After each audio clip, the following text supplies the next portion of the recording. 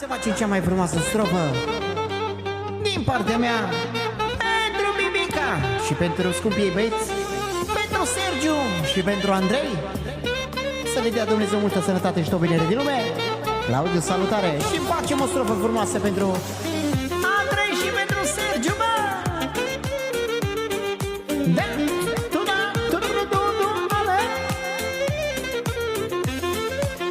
Să rămână din suflet Bibica! Ia-o-s! Mi-s cu sufletul împăcat, am doi băieți minunați, mă! Pe Sergiu și pe Andrei sunt ca soarele pe cer, mă! Mi-s cu sufletul împăcat, am doi băieți minunați, mă! Pe Sergiu și pe Andrei sunt ca soarele pe cer, mă! Vreau să beau, să mă simt bine și să-mi pun băieții bine.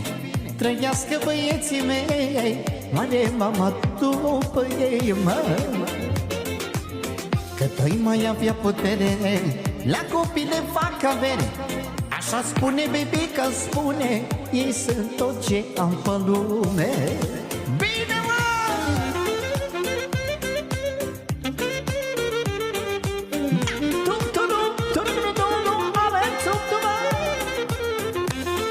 Mulțumim frumos, Bibica, să rămână!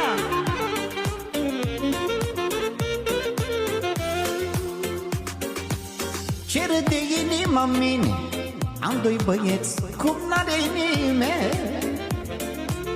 Trăiască băieții mei, mi-aș da viața pentru ei, măi. Bună seara, Cascui! Ce râde inima mine, am doi băieți cum n-are nimeni. Trăiască băieții mei, mi-aș da viața pentru ei, mă. După Andrei mă topesc, de Sergiu nu mai vorbesc, că ei sunt puterea mea, alinarea lui mama, mă. Vreau să beau, să mă simt bine și să-mi pun copiii bine. Trăiască copiii mei, mi-aș da viața pentru ei, mă. Să-ți trăiască copilaj și să le dea Dumnezeu sănătate. Bebica noastră, mulțumim din suflet, să trăiască, să fie sănătos și Sergiu și Andrei și să crească mari și ascultători.